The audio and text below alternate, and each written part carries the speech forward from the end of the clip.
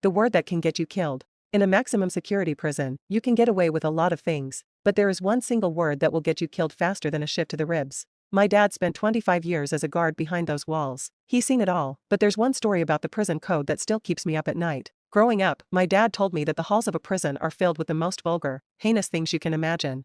You get used to the noise, but the air changes when someone says the word snitch. See, most people know the saying snitches get stitches, but in a place like that? It's not a rhyme.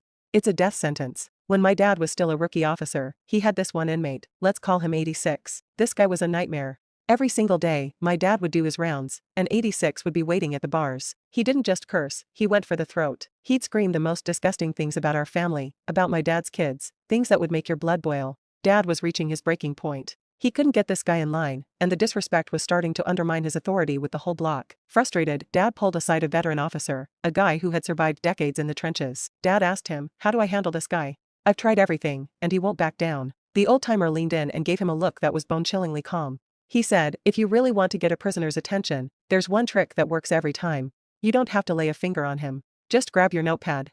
The next day, Dad walks up to 80SIX's cell. Right on cue, the guy starts screaming, spitting venom about how he's going to find us on the outside.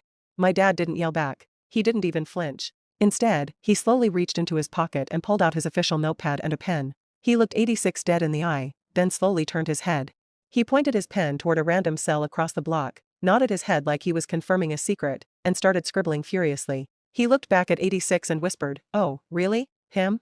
Got it." The change was instant. It was like watching the life drain out of a person's body. The inmate's face didn't just go pale, it went gray. That mask of tough guy bravado shattered into a million pieces. He scrambled off his bunk and sprinted to the bars, his hands shaking as he gripped the steel. The ice-cold fear in his eyes was something my dad said he'd never forget. The man was literally trembling. In a hushed, desperate whisper, the inmate pleaded, "Please, please stop. I'll do anything you want. I'll never say another word to you. Just put the pad away. Please." He knew that if the other convicts even thought he was feeding info to a guard, he wouldn't survive the night. He was more afraid of his brothers than he was of the law. From that day on, 86 was the model prisoner. Silence. Total compliance. It just goes to show, in a world governed by violence, reputation is the only thing keeping you alive. What do you think? Did my dad go too far by weaponizing the prison code, or was this just a work smarter, not harder moment? Let me know in the comments.